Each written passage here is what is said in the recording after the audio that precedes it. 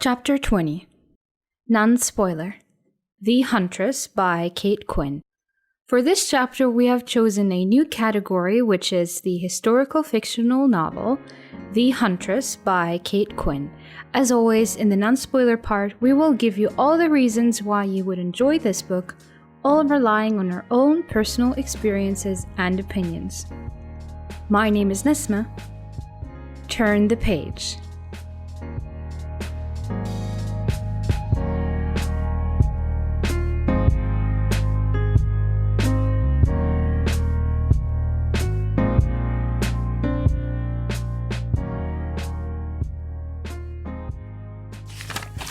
Welcome to another chapter of Between the Pages.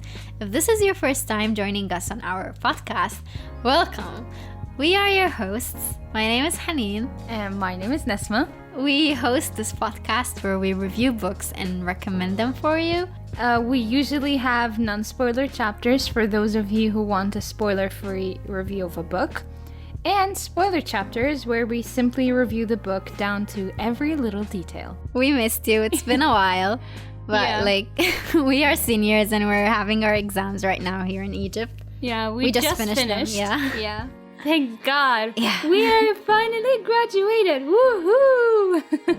Not yet. I still have my graduation project. Me too. But I count myself as graduated already, so. Okay, yeah, we had our exams, fellas. That counts for something.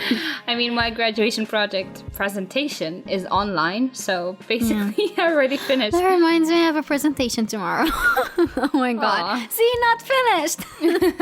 Anyway, yeah, so today we have the book The Huntress by Kate Quinn. Mm-hmm. It came out in 2019. It was on Goodreads. It was one of best reads, I think. As in historical fiction, if we're correct. Mm-hmm. Sorry, we're too lazy to check. But that's I think why we started reading it. Yeah. You were the one who suggested it, and I was like, okay, all right, fine. I was in the mood. We were watching Outlander, and I was in the mood of historical fiction stories, and I love those, taking us to another time. Plus, I got the book. I actually saw the book in my college book fair, discounted, and I was like, all right, let's just buy it. What the hell? It was on the list, so. I mean, it was a sad story, though. Like, I was reading the book and the spine cracked. Rest in peace. How did I not see that? I hit it pretty well. Good. And then I just read the rest of the book off of my mom's Kindle and just occasionally... Save the rest of the spine. Yeah. Occasionally heard the audiobook of the novel. Yeah, I heard the audiobook of that. Amazing. I listened to it. Yeah. Wow. Yeah. The woman is spectacular. The Russian accent... Oh my God! Yes, and the rest of the accents. I mean, she spoke different languages as Tony did, so... Yeah. I mean, she spoke them well, I think. Or I wouldn't know. I'm not an expert. But there was some German, and you would know if she was... Yeah. No, the German accent wasn't very well done, actually. Really? It wasn't accurate, no. It wasn't even on the spot. Oh, okay. Yeah, it was pretty, it was the American German accent. Like, she was trying to make one, but she didn't hit the nail quite on the head.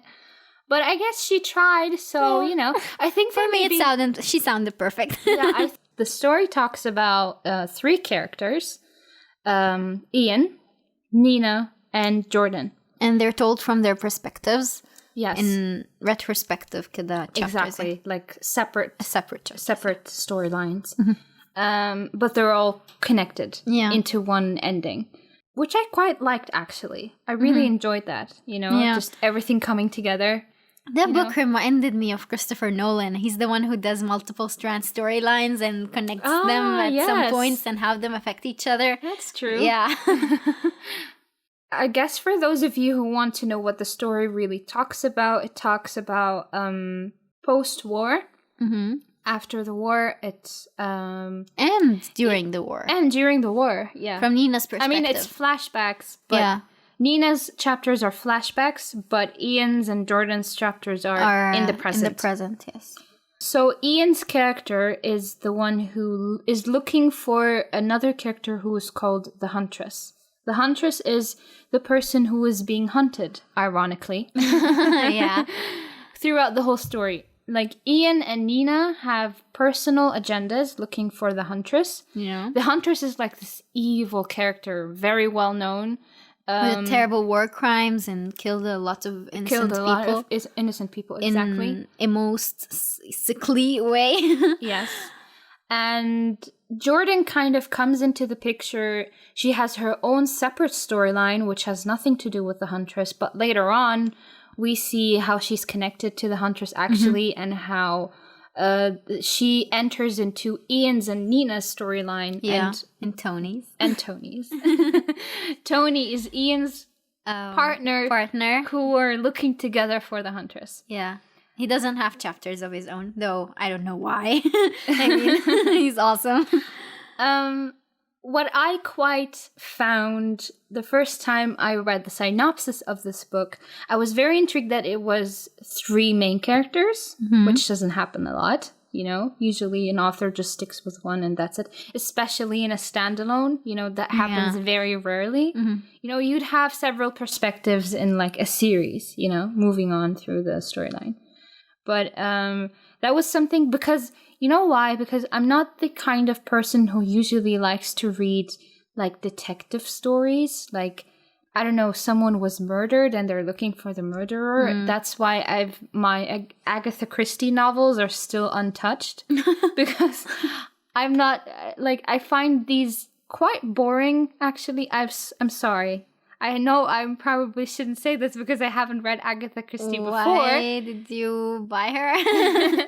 No, one was given to me as a gift. The other one, Murder on the Orient Express. Yes, we said we were gonna do it one day for the podcast. Yes. Plus, I love reading books of movies because I want to see how authors write a story, and then that is incorporated into on screen. Yeah. So I love seeing that.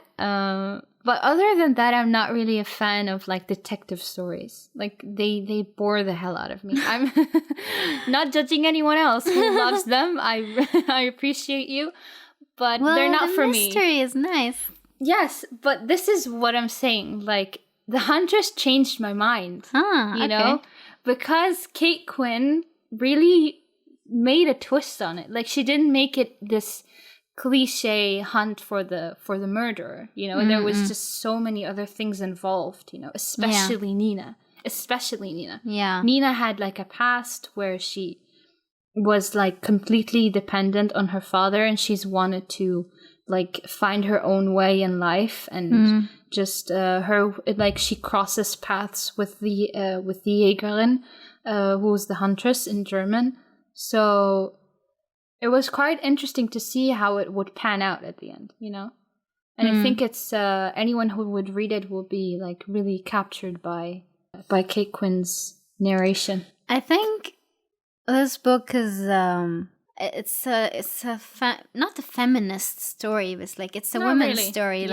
It's how women got what they wanted in the end, and how powerful. I mean, the story is about the Huntress, who's a woman, and Nina, who's a war pilot, yes, female war pilot, and Jordan, who wants to be a journalist and has like this talent of and a photographer. It has this feminist theme. Yeah. That's true. That's true. Quite and it's interesting to see it in that time. Exactly, in the 50s. Yeah. Which reminded me of Marvelous Mrs. Maisel. Yes, I was just thinking the same thing. The moment you said 50s, I immediately remembered the Marvelous Mrs. Maisel. If any of you have watched that show, you could probably relate. But anyone who hasn't, go watch it. Oh my God. Something else, something fresh. It's like comedy like no other. Yes. Even though it's a standalone, it's quite a commitment. You know, it's not a light read. It took you long enough. It's not a light read, especially in exam time. Yeah, but the audiobook was helpful. It was nice. The audiobook made it a lot easier. A lot easier. And a lot easier to concentrate on details. And yes. Because it's acted out like any other audiobook, obviously. But Okay, so if you're in the mood for a war story, and you've been like watching war movies and you're in that vibe, go pick that book up. It's really worth the read. And definitely. Yeah, it's we enjoyed it. Yeah, I definitely did. And the ending is very satisfying, I have to say. And there are elements where like you know what's happening, or you know something from another character's perspective. And it's quite informative even about the time they were living in, about the planes, about like technical stuff, Jordan's cameras, her light room. Her dark room. Dark room, my goodness. Yeah, and the themes of what it is to go through a war. Yes. From the human side, how like post-traumatic stress disorder, like PTSD, and what it feels like to go through something like that. What you become after a war. Yeah. Even if you're just a regular citizen. Yes. So it is like definitely something amazing to read. I mean, it's probably on the best reads of Goodreads for a reason. So true, right? Like, yeah. Also, I think it's another reminder for us to not go at each other's throats and have a third world war. Like, we must learn from what happened. We did some horrible things as human beings, and we shouldn't go there again. But I think at times like these, we're more aware of each other and that we're all human and we're all alike and we're all here on this earth. So just let us live in peace together. Yeah. See you next chapter. Or join us in the spoiler when you read it. Thank you for making it till the end of this chapter. When you read the book, come join our spoiler conversation of The Huntress by Kate Quinn. We post every Monday. My name is Haneen. Turn the page for the spoiler chapter.